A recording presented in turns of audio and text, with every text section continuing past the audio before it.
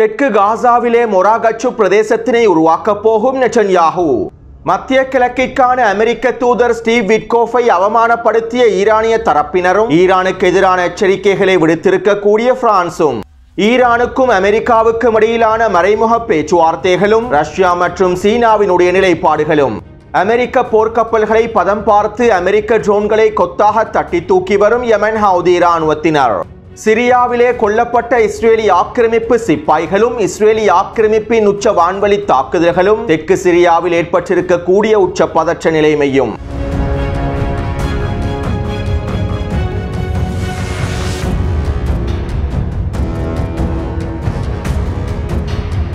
தெற்கு சிரியாவிலும் சிரியாவினுடைய மத்திய பிரதேசங்களிலும் டமஸ்கஸினுடைய தெற்கு பகுதிகளிலும் சிரியாவின் ஹோம்ஸ் மற்றும் ஹமா பிரதேசங்களிலும் இஸ்ரேலி ஆக்கிரமிப்பு தொடர்ச்சியான வான்வழி தாக்குதல்களை மேற்கொண்டு வருகின்றது.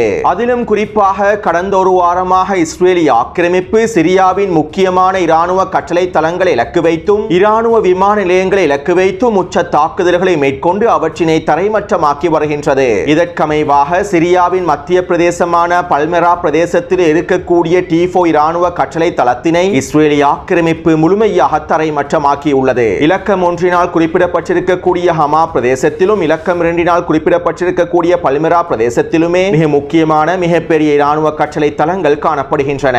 இந்த விமான தளங்களை உள்ளடக்கி இருக்கக்கூடிய இராணுவ கட்டளை தளங்களை சிரியாவினுடைய அதிபர் ஜூலானி துருக்கியிடம் ஒப்படைத்து அதன் மூலமாக பொருளாதார நன்மைகளை அடைந்து கொள்வதற்கு திட்டமிட்டிருந்தார். மேலும் இதற்கமைவாக ஜூலானிக்கும் துருக்கியினுடைய பாதுகாப்பு அமைச்சகத்திற்கும் இடையில் ஒப்பந்தங்களும் கைச்சாத்திடப்பட்டிருந்தன. இவ்வாறு இந்த ஒப்பந்தங்கள் கைச்சாத்திடப்பட்டுள்ள நிலைமையிலேயே இஸ்ரேலி ஆக்கிரமிப்பு பல்மெரா பிரதேசத்தில் இருக்கக்கூடிய T4 இராணுவ கட்டளை தளத்தினை முழுமையாக தரைமட்டமாக்கியுள்ளது. துருக்கி இராணுவத்தினால் குறித்த இராணுவ கட்டளை தளத்தினை பயன்படுத்த முடியாத அளவுக்கு இஸ்ரேலி ஆக்கிரமிப்பு குறித்த பிரதேசங்களை முழுமையாக தரைமட்டமாக்கியுள்ளது. இதைத் தொடர்ந்து கடந்த 2 நாட்களுக்கு முன்பு துருக்கியினுடைய கவச படைகளும் துருக்கி இராணுவத்தினுடைய தொடரணிகளும் சிரியாவின் வடக்கு பிரதேசத்தினூடாக நுழைந்து அலப்போ பிரதேசத்தினை அடைந்திருந்தார்கள்.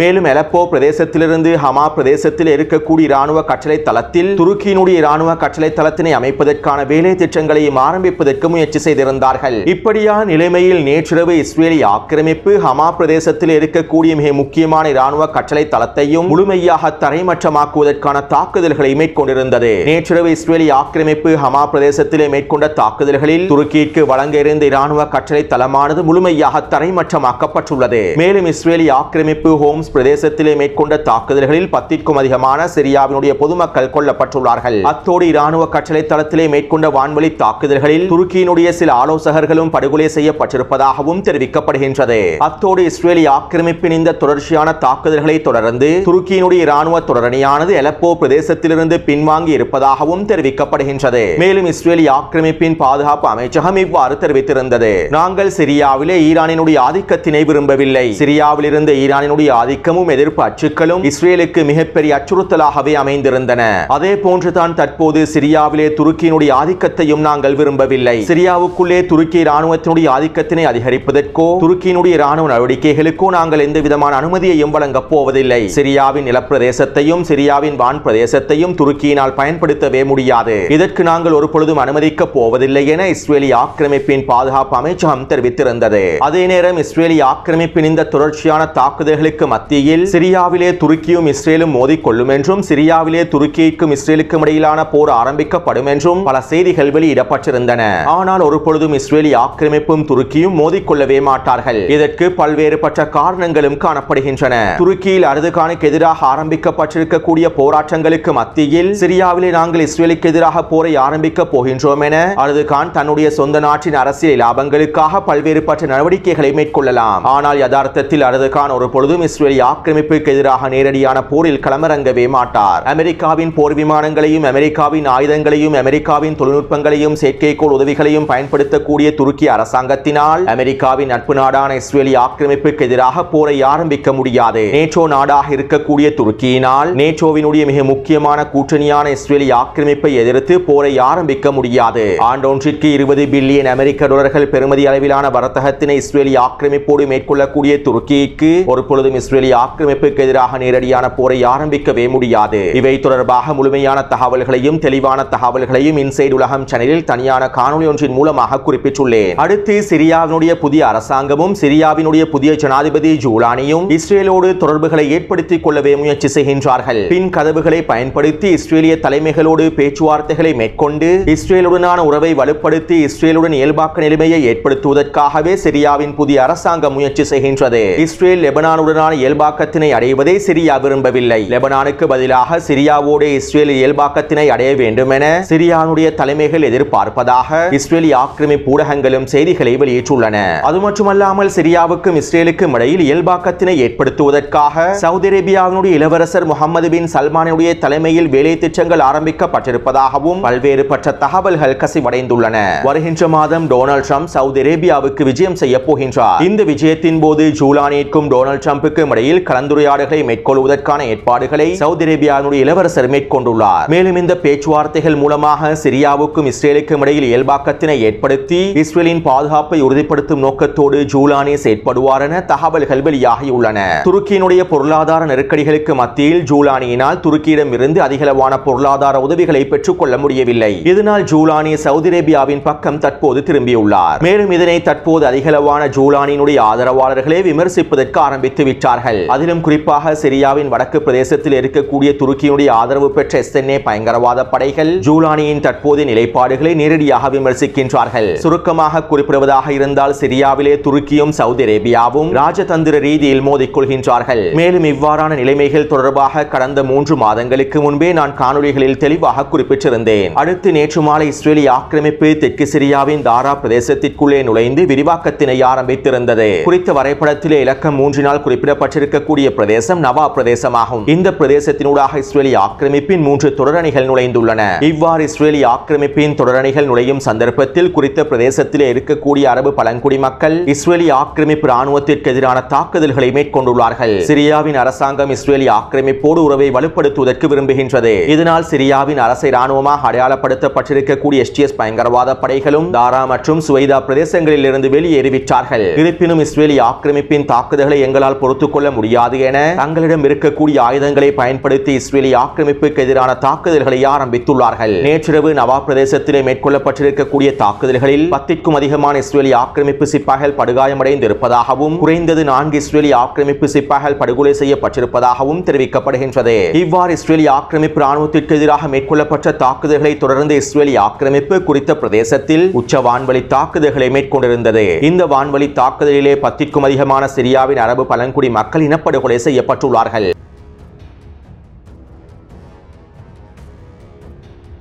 நேற்றிரவு அமெரிக்கா யெமன் மீது 17 வான்வழி தாக்குதல்களை மேற்கொண்டிருந்தது. இதன்போது ஹுதைதாவின் அல் சனீஃப் பிரதேசத்தில் இருக்கக்கூடிய நீர்த்தாங்கிகளை இலக்கு வைத்தும் அமெரிக்கா வான்வழி தாக்குதல்களை மேற்கொண்டிருந்தது. இந்த வான்வழி தாக்குதலினால் குறித்த நீர்த்தாங்கிகள் முழுமையாக தரைமட்டமாக்கப்பட்டுள்ளன.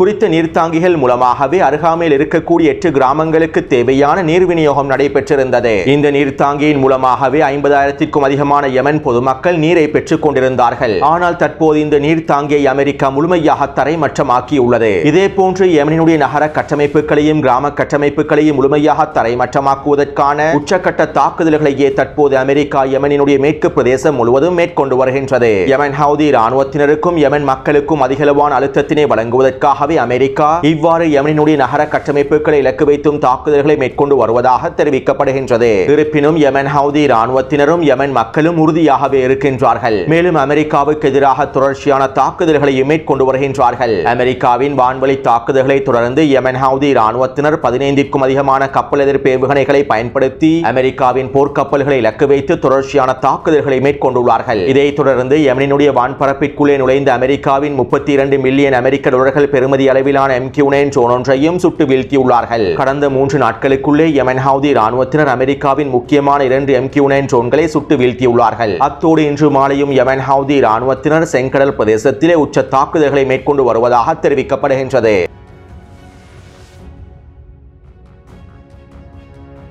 ஈரானின் அணுசக்தி கட்டமைப்புகளை இலக்கு வைத்து மேற்கொள்வதற்காக திட்டமிட்டிருக்கக்கூடிய தாக்குதல்களை நாங்கள் எச்சரிக்கின்றோம். ஈரானினுடைய அணுசக்தி உள்கட்டமைப்பை இலக்கு வைப்பது ஒட்டுமொத்த மத்திய கிழக்கு பிராந்தியத்திலும் மிகப்பெரிய விளைவை ஏற்படுத்திவிடும். இதனால் மத்திய கிழக்கு பிராந்தியம் முழுவதும் போர் ஏற்படுவதற்கான வாய்ப்புகள் அதிகமாகவே இருப்பதாக ரஷ்யாவினுடைய வெளியுறவுத்துறை அமைச்சகம் தெரிவித்துள்ளது. ஈரானின் அணுசக்தி பிரச்சனையானது தற்போது மீண்டும் உச்சக்கட்டத்தை அடைந்துள்ளது. இதனால் தற்போது மத்திய கிழக்கு பிராந்தியத்தில் மோதல்கள் ஏற்படுவதற்கான வாய்ப்புகளும் அதிகரித்துள்ளன. பேச்சுவார்த்தைகள் மூலமாகவும் கலந்துரையாடல்கள் மூலமாகவும் ராஜதந்திர தீர்வுகள் எட்டப்பட வேண்டும். அமெரிக்கா அரசியலில் நேர்மையாக நடந்து கொள்ள வேண்டும். மேலும் இவ்வாறான உச்சழுத்தங்களும் பொருளாதார தடைகளும் ஒருபொழுதும் ராஜதந்திர தீர்வுகளை கொண்டு வந்து சேர்க்காது என சீனாவினுடைய வெளியுறவுத்துறை அமைச்சகம் தெரிவித்துள்ளது. அமெரிக்காவுக்கும் ஈரானுக்கும் இடையிலே பேச்சுவார்த்தைகளை மேற்கொண்டு அவற்றினை முடிவுக்கு கொண்டு வருவதற்கு நாங்கள் தயாராகவே இருக்கின்றோம். ஈரானின் அணுசக்தி ஒப்பந்தம் தொடர்பான பிரச்சனைகளுக்கு ராஜதந்திர ரீதியில் முடிவுகளை எட்டுவதற்கு நாங்கள் முழுமையாக தயாராகவே இருக்கின்றோம். ஆனால் அமெரிக்கா ஈரானின் அணுசக்தி திட்டங்களை மாத்திரம் குறிவைக்கவில்லை. எதிர்ப்பு அச்சுக்களுக்கான முழுமையான ஆதரவை நிறுத்துமாறும் ஈரானினுடைய ஏவுகணை திறன்கள் மற்றும் ஆயுத உற்பத்தி திறன்களை முழுமையாக நிறுத்துமாறும் அமெரிக்க தரப்பினர் கோரிக்கைகளையும் நிபந்தனைகளையும் முன்வைத்துள்ளார்கள். இவ்வாறு அணுசக்தி ஒப்பந்தத்திற்கு மேலதிகமாக முன்வைக்கப்பட்டிருக்கக்கூடிய நிபந்தனைகளை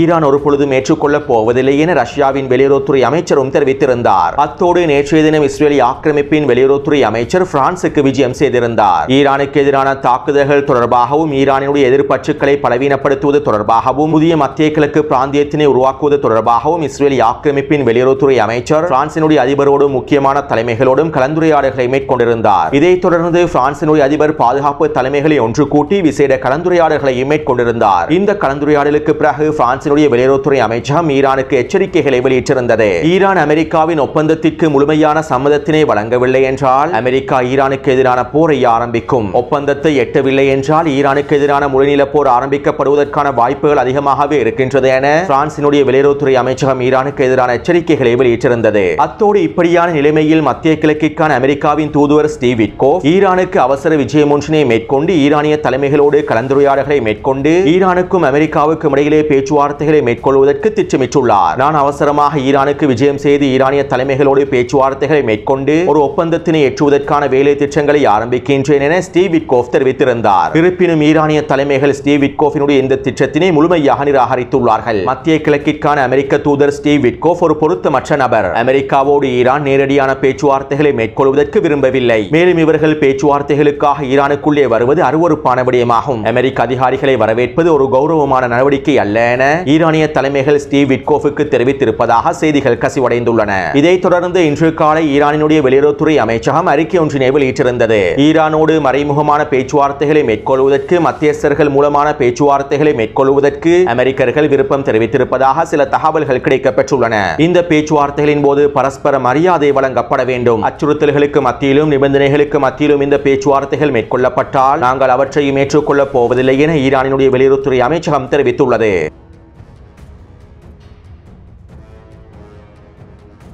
நேற்று காலை இஸ்ரேலி ஆக்கிரமிப்பு ராணுவம் ரஃபாவின் தெற்கு பிரதேசத்தினூடாக தரைவழி தாக்குதல்களை ஆரம்பித்திருந்தது. இதற்கமைவாக இஸ்ரேலி ஆக்கிரமிப்பு ராணுவம் ரஃபாவின் மேற்கு பிரதேசமான தாலல் சுல்தான் பிரதேசத்திலே முழுமையாக ஊடுருவியுள்ளது. குறித்த வரைபடத்தில் இலக்கம் ஒன்றினால் குறிப்பிடப்பட்டிருக்கக்கூடிய பிரதேசமே தாலல் சுல்தான் பிரதேசமாகும். மேலும் சிவப்பு நிறத்தினால் காண்பிக்கப்பட்டிருக்கக்கூடிய பிரதேசங்கள் அனைத்திலும் இஸ்ரேலி ஆக்கிரமிப்பு ஊடுருவியுள்ளது. அத்தோடு நேற்றிரவு நெட்டன்யாகு ஊடகங்களிடம் இவ்வாறு தெரிவித்திருந்தார். நாங்கள் காசாவுக்குள்ளே எங்களுடைய செயற்பாடுகளுடைய வேகத்தினையும் தீவிரத்தையும் அதிகரித்து நாங்கள் ஒட்டுமொத்த ரஃபா பிரதேசத்தையும் கைப்பற்றி மொராக்கச்சை உருவாக்குவதற்கான வேலை திட்டங்களை ஆரம்பித்துள்ளோம். மேலும் இதன் மூலமாக ஹமாஸுக்கு நாங்கள் உச்சழுத்தத்தினையும் வழங்குவோம். இவ்வாறு செய்வதன் மூலமாகவே எங்களுடைய பணைய கைதிகளை எங்களுக்கு முழுமையாக பெற்றுக்கொள்ள முடியும் என நெட்டன்யாகு குறித்த ஊடக சந்திப்பிலே தெரிவித்திருந்தார். அதாவது குறித்த வரைபடத்திலே இலக்கம் 2 குறிப்பிடப்பட்டிருக்கக்கூடிய சிவப்பு நிற கோடு பிரதேசமே மொராக்கச்சு பிரதேசமாகும். வடக்கு காசாவையும் மத்திய காசாவையும் பிரிக்கக்கூடிய நெட்சரி மச்சை போன்று தெற்கு காசாவின் கான்யூனிஸ் பிரதேசத்தையும் ரஃபா பிரதேசத்தையும் பிரிக்கக்கூடிய ஒரு மிக முக்கியமான அச்சாகவே இந்த மொராக்கச்சு காணப்பட போகின்றது. எனவே நெட்சரி மச்சை போன்று கான்யூனிஸ் பிரதேசத்தையும் ரஃபா பிரதேசத்தையும் பிரிப்பதற்காகவே இஸ்ரேலி ஆக்கிரமிப்பு ராணுவம் இந்த மொராக்கச்சை அமைக்கப் போகின்றது.